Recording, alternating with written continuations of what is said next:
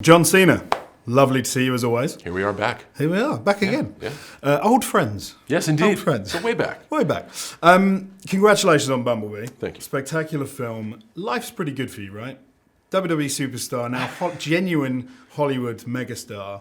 You must be on cloud nine. I thank you for the kind words. Life is always good, no matter what. I think it is what we make it. Yeah, very true. Very wise. And tell me about the film. You play Agent Burns in the film. What attracted you to this role? Why this? What made this a standout? Full disclosure, it wasn't even the role. I got a chance to read the script, knowing that Bumblebee was in pre-production and doing like a wide casting call. So my method, and we all have different ones, is to read the material first. As a kind of in a WWE sort of way, the way I tell stories is kind of getting the general overview of what story I'm telling first, and then kind of invest piece by piece in that narrative. I love to read scripts because if I'm invested in the script, not even knowing what I'm reading for, I then can be told what part I'm playing and assume that part easier for me. Okay. Rather than I need to chase this genre, I need to chase this role, and I think that explains why I've dove into comedy or VO work or drama or an action movie like Bumblebee. I just loved the script. It wasn't like I wanted to tell jokes or anything or be in an action movie.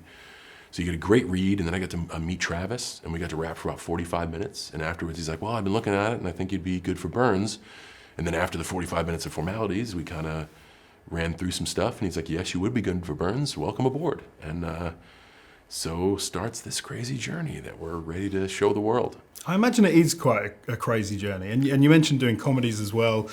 And Blockers, Trainwreck, genuinely love them. I'm not even saying that. I was crying with laughter. So you're brilliant at comedy as well. You obviously have a great fit for action Once again, very movies. kind, but there's very funny people in those movies. Well, there were, Let's not but sell everybody their short. There's you held your own, which surrounded is by crucial. a very, very talented group of people. They are. But, you did incredibly well in those films. You're obviously a great fit for action films, that goes without saying. But do you have like a genre preference? Not at all. And I think that's why it's all over the board. I just finished doing a 2-hander action comedy in China, which is, it's not necessarily the genre, it's the culture. Chinese movies are very different than Western movies. There's a different sort of filmmaking process and storytelling process, and I was riveted by that.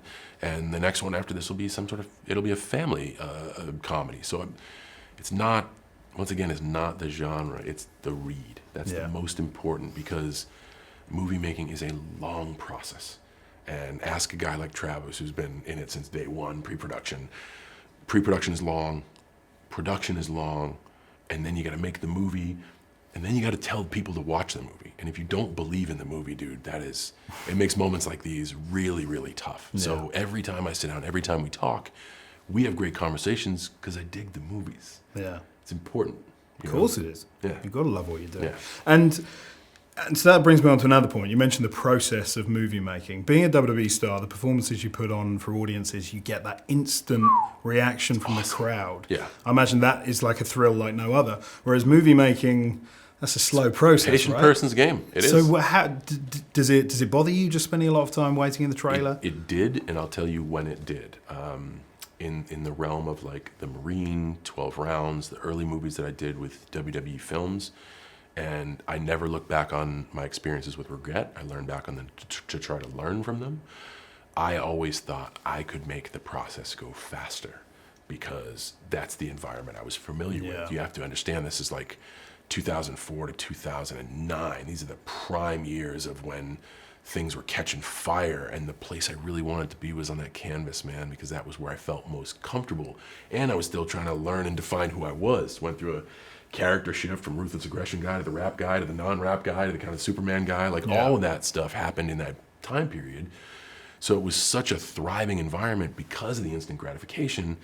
Then you get plopped in a set and you're waiting 8 hours for a giant stunt. Yeah.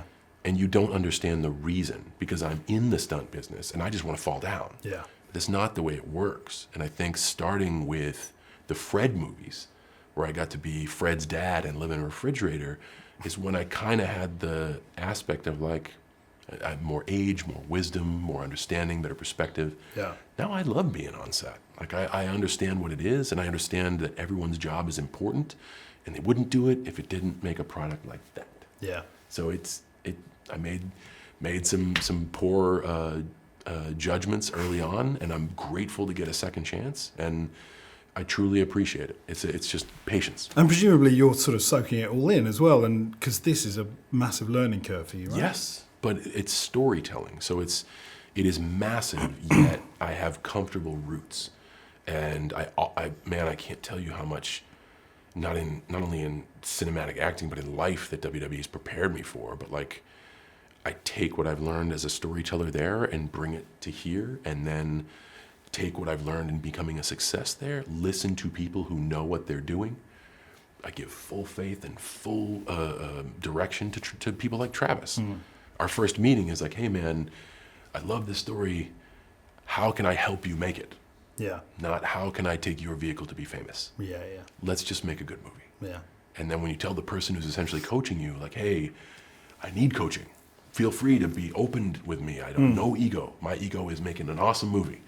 And that establishes, for me, easy connection, because that's the relationship I have with my boss. No ego. Let's make great moments. And how do we do that? Do you not have an ego? You must have a little bit of an ego. My ego lies with the finished product.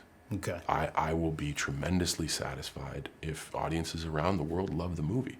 And I will be tremendously disappointed if the alternate should occur.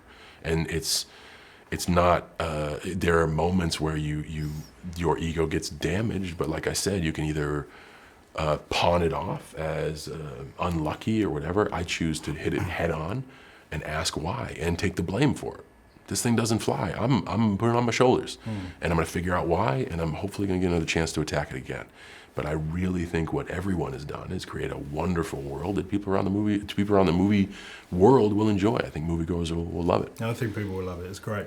You mentioned like poor judgment, regret, as well as you've been in the limelight so much recently, as well as your big movie roles, WWE, of course, but you've also been living your life in front of the reality TV cameras. Yeah. Through the sort of relationship split with Becky, which I'm sorry to mention. No, that's okay. But do you sort of regret any of that? Man, I don't have a single regret in my life. And I think regret comes from situations that we can't learn from. I learn from every single situation. And I think, once again, I lean back on WWE because we tell stories sometimes that are real close to the vest. And you are truly emotionally invested in all this.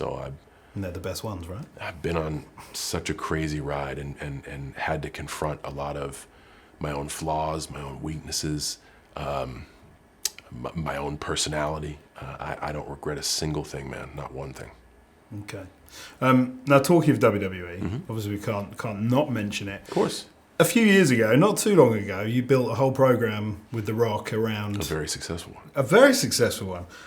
A box office smashing one.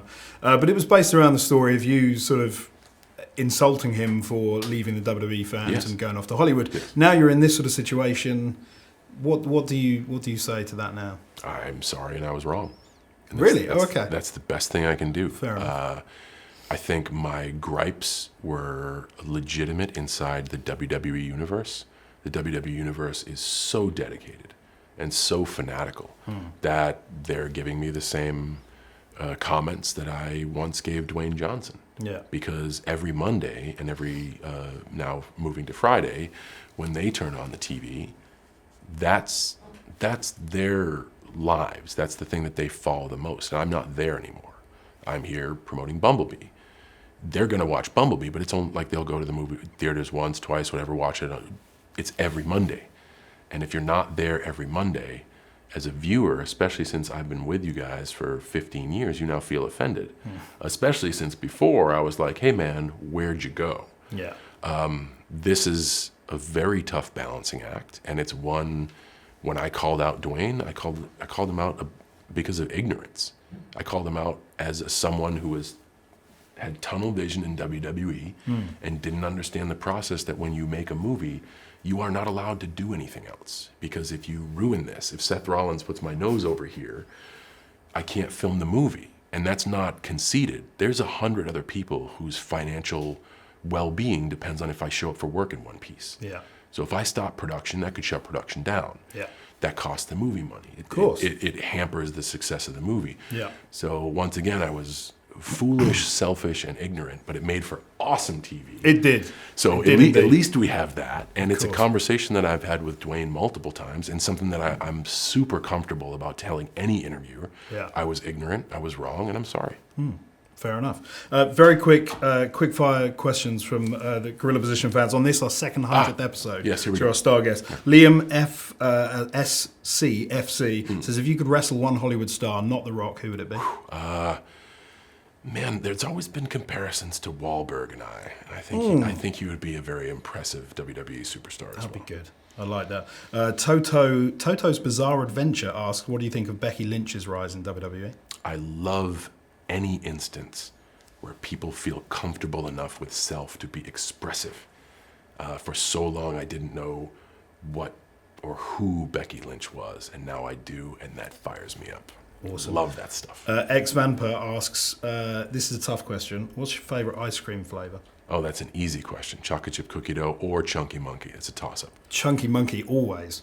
Thank you. Always. Thank you. Okay, all right. And very finally, in WWE promo style, just tell our listeners why they should go and see Bumblebee. Okay, you also have to understand that, and I'm often criticized for this, I have a different style of WWE promo. They should go. You just tell the truth. That's all you do. So straight up, they should go see it because it's a great movie. If you're a fan of the franchise, you're going to dig it because we give you inside baseball stuff you're going to love. You've never seen any Transformers movie, don't feel like you can't go see it because you can be ignorant to what's going on and still have a wonderful ride. It's a great, great movie. John Cena, as always, pleasure. Thanks, man. Thanks so much.